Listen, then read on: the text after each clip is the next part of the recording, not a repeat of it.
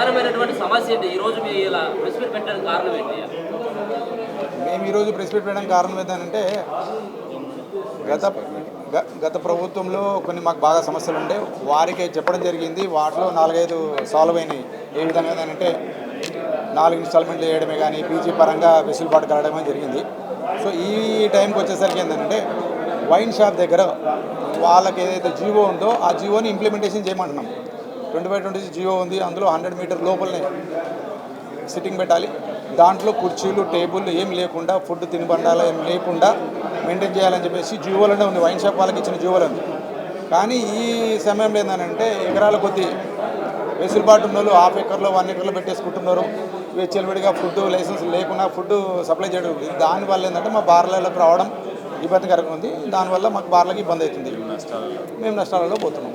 మేము ఇప్పుడు food licence, trade లైసెన్స్లే కానీ గవర్నమెంట్ ఫీజులే కానీ ఆ తర్వాత ఏసీలు స్టాఫ్ నెలకు 1,50,000 జీతాలు ఇస్తున్నాం. సో వైన్ షాప్ సిట్టింగ్ అవన్నీ లేవు. ఫుడ్ లైసెన్స్లు ఏం తీసుకోవడం లేదు. ఆ తర్వాత సిట్టింగ్ పర్మిషన్ లేకుండా చైర్మన్ లేచి నీట్గా మెయింటైన్ చేస్తున్నారు. కాబట్టి దానివల్ల మేము నష్టపోతున్నాం. అది ఏదైతే జీవో ఉందో ఆ జీవోని ఇంప్లిమెంట్ చేయమంటున్నాం. కొత్తగా మేమేం అడగట్లేదు. పర్మిట్ రూమ్లకు అనుమతి ఏదైతే ఇచ్చిందో జీవో ప్రకారం ఏదైతే వైన్ షాపులకు ఇచ్చారో 25/25 జీవోలో 100 స్క్వేర్ మీటర్లనే మెయింటైన్ చేయాలి. దాంట్లో సిట్టింగ్ కాదు, ఓన్లీ స్టాండర్డ్ ప్లస్ ఫుడ్ లేకుండా. సో ఇక్కడ ఏమవుతుందని అంటే 100 మీటర్ కాకుండా ఎకరాల కొద్ది పెడుతున్నారు. దాని తర్వాత కుర్చీలు, బెంచీలు, ఫ్యాన్లు, ఏసీలు కూడా మెయింటైన్ చేస్తున్నారు. అంటే అంత ఓపెన్గానే జరుగుతుంది కదా, మరి ఎక్సైజ్ శాఖ ఏం చేస్తున్నట్టు అనుమతి లేనప్పుడు? గవర్నమెంట్ రెవెన్యూ వస్తుందని చెప్పేసి ఆలోచిస్తారు అంతే. కానీ దానివల్ల కూడా రెవెన్యూ ఏం ఇబ్బంది కాదు. అటు నుంచి మిస్ అయితే 10 గంటల వరకు టైం లోపల మిస్ అయిందనుకో ఇక్కడ బార్లలోకి వచ్చేస్తారు. ఇక్కడ నుంచి గవర్నమెంట్ మేము ఇస్తాం. కాకపోతే గవర్నమెంట్కి 2 కళలే కాబట్టి ఇద్దరిని బ్యాలెన్స్గా మెయింటైన్ చేయమంటాం అంతే. కానీ నిరుపేద కుటుంబాలు ఉన్నాయి, అంటే స్థానిక వెళ్ళేటోళ్ళు బార్లలోకి రాలేరు కదా. వాళ్ళ కోసం 10 ఏళ్ళ వరకు అదే అంటారు కదా, స్టాండింగ్ కోసం. ఆ నిరుపేదల కుటుంబాల నుంచి ఇంట్లో పర్మిషన్ లేదు కాబట్టి మేమే బారందరంగా రోడ్ల మీద ఇబ్బందికరంగా ఉందని 100 మీటర్ స్క్వేర్ కోసం మేము పర్మిషన్ గవర్నమెంట్ అప్పుడు కమిషనర్ గారు ఉన్నప్పుడు మేమే ఓకే అని చెప్పాము. దాన్ని వాళ్ళు వెసులుబాటు చేసుకొని పర్మిషన్ మాత్రం 100 మీటర్లే ఉంది. దాన్ని వీళ్ళు ఎకరాల కొద్ది చేస్తున్నారు. దాన్ని కంట్రోల్ చేయాలి. ఏవైతే బార్లు ఉన్నాయో బార్లకు దగ్గరలోనే పోలీస్ చెకప్ చేయడం వల్ల కూడా బార్లకు గిరాకీ కూడా మేము ట్రంక్ అండ్ డ్రైవ్కి వ్యతిరేకం కాదు. కాకపోతే ఏంటంటే బార్లో నుంచి వెళ్ళగానే పక్కన పెట్టొద్దు, కొంచెం డిస్టెన్స్ మెయింటైన్, ఒక 1/2 కిలోమీటర్ 1 కిలోమీటర్ డిస్టెన్స్ మెయింటైన్ చెప్తాను. ప్రధానమైన డిమాండ్ ఏంటంటే మొత్తంలో ప్రధానమైన డిమాండ్ ఏంటంటే వైన్ షాప్లను యాజ్ పర్ జీవోగా మెయింటైన్ చేయమంటున్నాం. తర్వాత మాకు ఏదైతే ఉందో రెన్యువల్ ఎవ్రీ ఇయర్కు ఎక్సైజ్ శాఖ కాకుండా ఆటో రెన్యువల్ కాకుండా దాన్ని 5 years చేయమంటాం. దానివల్ల ఏంటంటే మేము వ్యాపారం చేసుకోవడానికి బ్యాంకుల నుంచి మాకు కొద్దిగా రుణాలు తీసుకునే అవకాశం ఉంటుంది. 1 year అని అంటే ఏ బ్యాంకుల వాళ్ళు రుణాలు ఇవ్వడానికి ముందర రావట్లేదు. 5 years అంటే కొద్దిగా మేము ఫైనాన్షియల్లీగా బ్యాంకు నుంచి రుణం తీసుకొని బిజినెస్ చేయడానికి అవసరం ఉంటుంది. ఈ ఇబ్బందులను ఎక్సైజ్ శాఖ దృష్టికి తీసుకెళ్ళిరా లేదంటే ప్రెస్ మీట్ డైరెక్ట్? మా అధ్యక్షులారు మా కమిటీ నుంచి చాలామంది వెళ్ళాం. ఇప్పటివరకు రిప్రజెంటేషన్ ఇచ్చాం. మేము గవర్నమెంట్కి రాస్తున్నాము. మేము ఇచ్చే రిప్రజెంటేషన్ను ముందుకు తీసుకెళ్తున్నాం. కాకపోతే మాకు సాల్వ్ అవ్వట్లేదు.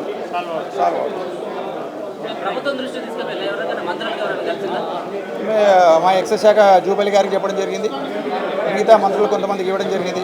కమిషనర్ గారికి అయితే రెగ్యులర్గా ఇవ్వడం జరుగుతుంది. మేము మీ అప్లికేషన్ను ఫర్దర్ మేము గవర్నమెంట్కు ఫార్వర్డ్ చేస్తాము. ఆ తర్వాత సాల్వ్ అవుతుందని చెప్తున్నారు. కాకపోతే అది సాల్వ్ కావడం. ఈరోజు ప్రెస్ మీట్ పెట్టడానికి కారణం ఏంటంటే గత కరోనా కానుండి మా బార్లు మొత్తం దెబ్బతిన్నాయి. కరోనా వల్ల నష్టపోయాం. ఈ యొక్క గత ప్రభుత్వంలో మా నష్టాల గురించి వివరిస్తే కొన్ని సమస్యలు సాల్వ్ అయినాయి. ఈ ప్రభుత్వంలో కూడా మరి కొత్త ప్రభుత్వం ఏర్పడింది కాబట్టి దాని మీద ఆల్రెడీ రిప్రజెంటేషన్ మినిస్టర్ గారిని కలిసాము, ఎక్సైజ్ మినిస్టర్ గారిని 2-3 సార్లు కలిసాం, కమిషనర్ గారికి ఇచ్చాం, రిప్రజెంటేషన్లు ఇచ్చినాం. మా ఉద్దేశం ఏంటంటే అక్టోబర్ 1 నుండి మన ఎక్సైజ్ ఇయర్ స్టార్ట్ అవుతుంది. సెప్టెంబర్ 20 తారీఖు నుండి లైసెన్స్ ఫీజు కట్టే విధానం ఉంటుంది. కాబట్టి గత ప్రభుత్వం ఆ సమస్యలను ప్రభుత్వం దృష్టికి తీసుకుపోయి ఈ జీవోలో మార్పులు చేర్పులు చేస్తారని ఈరోజు ప్రెస్ మీట్ పెట్టడం జరిగింది. ముఖ్యంగా ఏంటంటే మా బార్లు నష్టపోవడానికి కారణం ఏంటంటే ఈ యొక్క వైన్ షాప్ బార్ అనేది 2 కళ్ళ లాంటివి. కాబట్టి వైన్ షాప్లో ఈ పర్మిట్ రూములు అనేది విచ్చలవిడిగా అయింది. అది రూల్ ఉంది, జీవో ఉంది, అది ఇంప్లిమెంట్ చేయమని కోరుకుంటున్నాం. దానివల్ల ఏంటంటే పార్కింగ్ కానీ పర్మిట్ మాకు బార్లకు పార్కింగ్ దానికి డిస్టెన్స్ రోడ్ల మీద న్యూసెన్స్ అవుతుంది. కాబట్టి అది కంట్రోల్ చేయండి అని ఒకటి, ఈ డ్రంక్ అండ్ డ్రైవ్ ఒకటి కొద్దిగా ఇబ్బంది పెడుతున్నారు. తర్వాత ఈ యొక్క సమస్యలు ఈ ఉన్నాయి కాబట్టి మేము బాగుపడాలంటే ఈ యొక్క ఇంప్లిమెంట్ చేస్తే ఒక చట్టాన్ని తీసుకొచ్చినప్పుడు ఆ చట్టపరంగా చేస్తే బాగుంటుందని. ఇంకోటి బెల్ షాపులకు మేము అగ్నెస్ట్ కాదు, అందరికీ తెలిసిన విషయం. మా బార్లు ఉన్న దగ్గర ఆ బెల్ షాపులను కొద్దిగా కంట్రోల్ చేయాలని. తర్వాత ఈ డిస్టెన్స్ పక్కనే బార్ పెట్టడము కోట్ల రూపాయలు పెడుతున్నారు, పక్కన ఈగోకి వచ్చి ఇంకో బార్ పెడుతున్నారు, పక్కన వైన్ షాప్ పెడుతున్నారు. ఈ లైసెన్స్ కొట్టుకునే అధికారం ఉంది కాబట్టి దీన్ని ఒక హాఫ్ కిలోమీటర్ ఉండే విధంగా ఎక్కడైనా అది ఒకటి చేయమంటున్నాం. ఈ బందులు మన హైదరాబాద్లో బందులు విపరీతమైనవి. ఇంతకుముందు గాంధీ జయంతి 26 జనవరి, అక్టోబర్ గాంధీ జయంతి, 15 ఆగస్టు, 26 జనవరి ఈ 3 ఉండేది. రూల్ కూడా ఉంటుంది. ఇప్పుడు ఏంటంటే చిన్న దానికి బంద్, బోనాలకు బంద్, శ్రీరామనవమికి బంద్, తర్వాత హనుమాన్ జయంతికి బంద్, ప్రతిదానికి బంద్, ఎలక్షన్ల బంద్, ఆ బంద్ ఈ బంద్, నెలకు సంవత్సరానికి మాకు 1 నెల బందులు వస్తున్నాయి. అది మేము డబ్బులు కట్టి మేము నష్టపోయి బంద్ చేసినాక రెవెన్యూ కలెక్ట్ చేసుకుంటున్నాం. గత ప్రభుత్వంలో మాకు ఈ బంధులకు రిఫండ్ ఉండేది, ఇప్పుడు ఈ మధ్య ఇస్తలేరు. కాబట్టి ఈ బంధులకు మీరు ప్రభుత్వానికి సమాజం పట్ల మీరు బంద్ పెట్టామంటే ఎన్ని రోజులన్నా మేము బంద్ పెట్టడానికి రెడీగా ఉన్నాం. మాకు వ్యాపారం చేయకుండా ఆ లైసెన్స్ ఫీజు ఏదైతుందో మాకు రిఫండ్ ఇవ్వాలని మరి కోరుకుంటున్నాం. ఇంకోటి ప్రతి సంవత్సరం ఈ రెన్యువల్ ఉంటుంది మాకు లైసెన్స్, దాన్ని 5 ఇయర్స్కి ఒకసారి రెన్యువల్ పెట్టాలని కోరుకుంటున్నాం.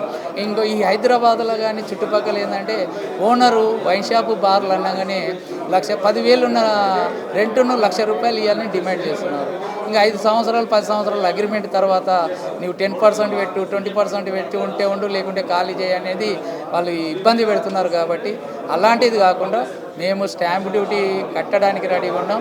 ట్రేడ్ లైసెన్స్ విధంగా చేయమని, అది రిజిస్ట్రేషన్ డాక్యుమెంట్ దాన్ని ఉండకుండా చేసి రిజిస్ట్రేషన్ స్టాంప్ డ్యూటీ ఏదైతే ఉందో మేము మామూలుగా కట్టడానికి ఉంది. రిజిస్ట్రేషన్ డాక్యుమెంట్ లేకుండా ఎన్ఓసి ఒక్కసారి ఓనర్ ఇస్తే దాని మీద ఇంప్లిమెంట్ చేయమని ప్రభుత్వం దృష్టిలో పెడుతున్నాం.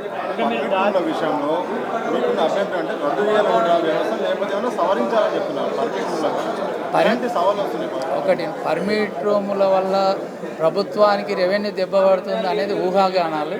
ఒకటి ఏంటంటే ఈరోజు హైదరాబాద్లో హైటెక్ సిటీ అని రాజధాని అని ఉంది కాబట్టి గతంలో పాపులేషన్ తక్కువ ఉండే పర్మిట్ రూమ్లు నడిచింది. బార్లు వైన్ షాపులు ఉన్నాయి. ఇప్పుడు 1,200 బార్లు ఉన్నాయి స్టేట్ మొత్తంలో, వైన్ షాపులు 2,600 వచ్చింది. ఈరోజు ఏంటంటే పాపులేషన్ పెరిగింది హైదరాబాద్లో, ఆ పర్మిట్ రూమ్ల వల్ల. అందుకే న్యూస్ మనం ఏదన్నా నేను సమాజానికి చెప్పే ప్రభుత్వం దృష్టిలో ఏంటంటే ఇక్కడ పార్కింగ్ ఉంది అంటే అక్కడ వైన్ షాపు, బారు, హాస్పిటల్ ఇట్లా చూడాల్సి వస్తుంది. దానివల్ల కొద్దిగా పార్కింగ్, ట్రాఫిక్ పోయే వాళ్ళకి ఇబ్బంది అవుతుంది. కాబట్టి వాళ్ళు 100 స్క్వేర్ మీటర్ ఉంది. ఇది కూడా ఎందుకు పెట్టినామంటే డబ్బులు లేని వాళ్ళు పేదవాళ్ళు పోయి దాంట్లో పోయి తాగి నిలబడి తాగాలనున్నాం. ఒక బార్ లాగా, రెస్టారెంట్ లాగా పెట్టడం వల్ల ఈ కరోనా వల్ల ఇబ్బంది పడి వాళ్ళకు వెసులుబాటు జరుగుతుంది. మా బార్లకు వస్తే ₹10 ఎక్కువ అని, వాళ్ళ దగ్గర తక్కువ ఉందని పోయి అక్కడ ఇది చేస్తుంది. దాన్ని కంట్రోల్ చేయమంటున్నాం. దాని కంట్రోల్ వెసులుబాటు దాన్ని జీవో ప్రకారం ఇంప్లిమెంట్ చేయమంటున్నాం. లేదన్నారా ప్రభుత్వం దృష్టికి మేము పెడుతున్నాం. ఇది ఏదైనా నిర్ణయం తీసుకొని చేస్తే మంచిదే. స్కూల్ పిల్లలు పోతుంటారు అక్కడక్కడ. ఇది పక్క నేను ఎందుకంటే పక్కనే ఉండి పక్కనే ఇస్తున్నారు. మీరు అక్కడ అబ్జర్వ్ చేయండి, మూసాపేట కానీ ఈ హైదనగర్ చూడండి, పక్క నుండి పక్కల 100 మీటర్ల డిస్టెన్స్ లేకుండా పర్మిషన్ ఇస్తుంది. అక్కడ వైన్ షాప్, ఇక్కడ వైన్ షాప్, ఇక్కడ బార్, ఇక్కడ అనే వరకు మొత్తం ట్రాఫిక్ జామ్ అవుతుంది. అది ఎంత సమాజానికి నష్టమే కదా. ఇప్పుడు అందరికి పోయేటోళ్ళు మేము కూడా వ్యాపారం చేస్తాం, మాకు కూడా ఫ్యామిలీ ఉన్నారు, డబ్బులు ముఖ్యం కాదు, ఒక వ్యవస్థ కావాలనేది మనస్ఫూర్తిగా కోరుకుంటున్నాం. ఇది సో డ్రంక్ అండ్ డ్రైవ్ విషయంలో చాలా వరకు బార్ల ముందంటే ఎక్కువ డ్రంక్ అండ్ డ్రైవ్ చేస్తున్నారని కూడా వార్తలు వస్తున్నాయి. ఆ విషయంలో మీకేమైనా అభ్యంతరం ఉందా? ఏం చేయాలంటే బాగుంటుంది? నేను డ్రంక్ అండ్ డ్రైవ్ పెట్టొద్దు అనట్లేదు, సమాజం పట్ల ఉండాలి. విపరీత తాగిపోతుంటే కూడా బండ్ల మీద యాక్సిడెంట్లు అయితే పెడుతున్నారు కాబట్టి పెట్టొద్దు అనట్లేదు. దానికి టైమింగ్ పెట్టమంటున్నాం. ఇప్పుడు మార్నింగ్ నుండి ఇప్పుడు వ్యవస్థ ఎట్లయిందంటే ఈరోజు కేసులు కావాలంటే వాళ్ళు వచ్చి పట్టుకుంటున్నారు, కేసులు తీసుకుపోయి లోపలేసి కోర్టుకు హ్యాండ్ ఓవర్ చేస్తున్నారు. ఆ విధంగా కాకుండా రాత్రి 10 గంటలకు ఇంటికి పోయే భయం ఉంటుంది. 10 గంటల నుండి స్టార్ట్ చేస్తే అరే భయం ఉంటుంది, డ్రంక్ అంటే పట్టుకుంటారు కాబట్టి ఇంటికి పోతారు. అది పోతారని మా ఒపీనియన్. డ్రంక్ అంటే పెట్టండి, సమాజానికి మంచిదే. మా వ్యాపారం గురించి మేము అడగట్లేదు. దాదాపు 11 సమస్యలు ఉన్నాయని చెప్పేసి మీరు ప్రెస్ నోట్లో రిలీజ్ చేశారు. అవును. ఇప్పటివరకు మీకు సమస్యలపైన ఏ ఒక్క సమస్యపైన కూడా ప్రభుత్వం స్పందించలేదా? ఇప్పుడు కొత్త ప్రభుత్వం వచ్చింది కదా, 6 నెలలు అవుతుంది కాబట్టి రిప్రజెంటేషన్లు ఇచ్చినాము. ఇప్పుడు కొత్త పాలసీ వస్తుంది. మాకు సెప్టెంబర్ 20 లోపల పాలసీ తీయాలి. గత ప్రభుత్వాలు ఏంటంటే పాలసీ మ్యాటర్ తీయలేదు, ఇడ్డిగా నడిపినాం. ఏదంటే అది పేపర్ మీద రాసేసి పెనాల్టీలని అన్నీ తెలిసిన విషయమే. ఇప్పుడు వచ్చిన ప్రభుత్వమైనా ఒక చట్టం అమలు చేసినప్పుడు ఒక పాలసీ తీసుకున్నప్పుడు దానికి కట్టుబడి ఉండాలి. మేము తప్పు చేస్తే శిక్షించేటట్టు ఉండాలనేది మా ఒపీనియన్. బెల్ట్ షాప్ల మీద కూడా చర్యలు తీసుకోవాలని చెప్పేసి ఇంతకుముందు అన్నారు కదా. ఇక అది బెల్ట్ షాప్ అనేది గవర్నమెంట్ నిర్ణయించుకోవాలి, మా బార్లకు సంబంధించింది కాదు.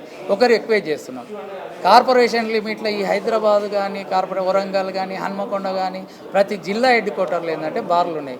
బార్లు వెనకాల తీసుకొచ్చి వైన్ షాపులు తీసుకొచ్చి అమ్ముతున్నారు కాబట్టి దాన్ని ఒకటి కంట్రోల్ చేయమంటున్నాం. జిల్లాల ఊర్ల పోటీ అమ్ముకుంటే మాకు ఇచ్చేది లేదు, మాకు పార్సల్ అనేది లేదు కాబట్టి ఆ విధంగా ఉంది కాబట్టి దానికి మాకు సంబంధం లేదు. దాదాపు ఒకటే పర్మిషన్ మీద 5-6 పర్మిట్ రూములు నడుస్తున్న సందర్భాలు హైదరాబాద్లో కనిపిస్తున్నాయి కదా, వాటి మీద చర్యలు తీసుకోమని ఏమన్నా చెప్తున్నాం?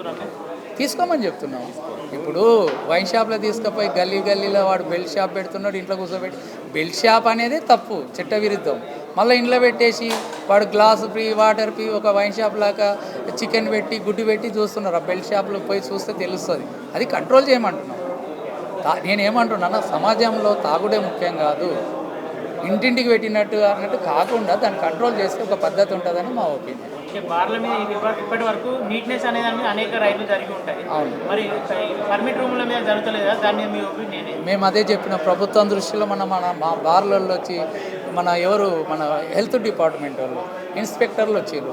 బార్లలో వచ్చి ఇది ఉరుకులాడి హోటళ్ళల్లో రెస్టారెంట్లలో మన ప్రాబ్లం అయింది, నీట్నెస్ లేదు, చికెన్ కుళ్ళిపోయింది, అదేదని పెద్ద ఎత్తున కేసులు చేసి బంద్ చేసిన విషయం. మా బార్లలో కూడా వచ్చి, మాది కూడా రెస్టారెంటే కదా, మా దగ్గర సేల్స్ లేకనే తక్కువ తెచ్చుకుంటాం, తక్కువ క్వాంటిటీ పెట్టుకుంటున్నాం మాకు తగ్గట్లు. ఈ పర్మిట్ రూమ్లలో మా దగ్గర ఫుడ్ తినేటోటే లేదు. అది కూడా నేను ఒక్కటేసారి దాన్ని కూడా నేను ప్రెస్ మీట్లో పెట్టిన, వాట్సాప్లో మేము ప్రెస్ మీట్ పెట్టినాం. సార్ ఇది కాదు, ఈరోజు పర్మిట్ రూమ్లల్లో మరి రెస్టారెంట్ల బార్లలో వచ్చి కేసులు చేస్తున్నారు, దుమ్ము ధూళి పడుతుంది, ప్రాక్టికల్ చూడండి. 4 గోడల మధ్యలో ఏసీలో ఉన్న దాంట్లో వచ్చిన వాళ్ళకేమో కేసులు చేస్తున్నారు. రోడ్డు మీద ధూళి డస్ట్ పడి ఈరోజు దోమలు ఈగలు వర్షాకాలం ఉంది, దాని మీద చర్య తీసుకొని ప్రెస్ మీట్ చెప్పినాం. మాకు అభ్యంతరం లేదు. అన్అఫిషియల్గా వాళ్ళకి ఎలాంటి ఫుడ్ లైసెన్స్ లేదు, ట్రేడ్ లైసెన్స్ లేదు, ఏది లేకుండా కల్తీలాగా రోడ్డు మీద దుమ్ము కళ్ళ ముందలు కనబడతలేదా?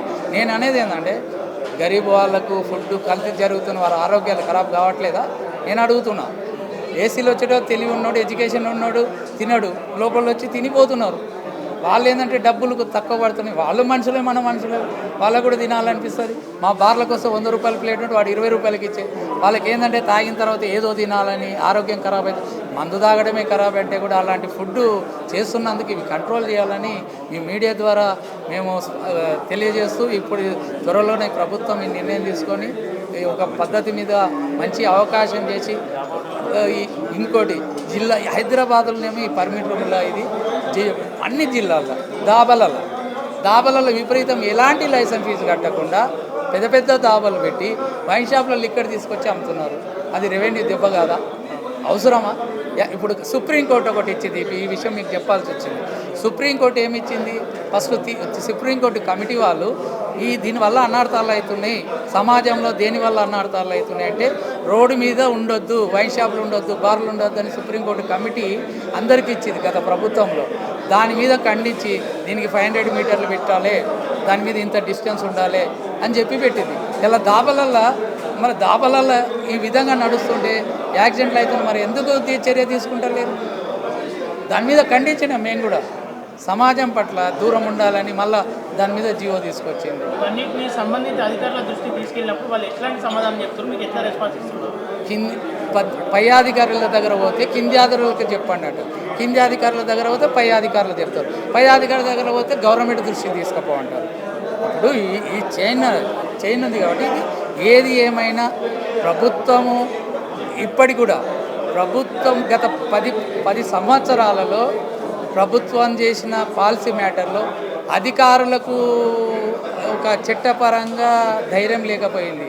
ఇక్కడ మా లైసెన్సులకు లేకపోయింది. వాళ్ళు ఏమన్నా రాయాలన్నా కూడా భయపడి, అలాంటి చట్టాలు వద్దు. అధికారులు కూడా మాకు ఇద్దరికి రూల్స్ సరైన అవగాహన లేదు, రూల్స్ సరైన లేవు. ఇప్పుడు అయినా సరైన రూల్ పాటించండి, ఒక చట్టాన్ని తీసినప్పుడు ఇంప్లిమెంట్ చేసేటట్టుంటే తీయండి, ఆ విధంగా మేము కోరుకుంటున్నాం. ఓకేనా? ఫైనల్గా అధికారులు స్పందించకపోతే తర్వాత కార్యాచరణ ఏమైనా ఉందా? లేదంటే కంపల్సరీ అధికారులు ప్రభుత్వం ఇట్లా స్పందించకపోతే ప్రభుత్వం కానీ అధికారులు కానీ ఈ విధంగా స్పందించకపోతే మేము మౌన పోరాటం మా కమిషనర్ ఆఫీస్ దగ్గరికి పోవాల్సి వస్తుంది. ఓకేనా?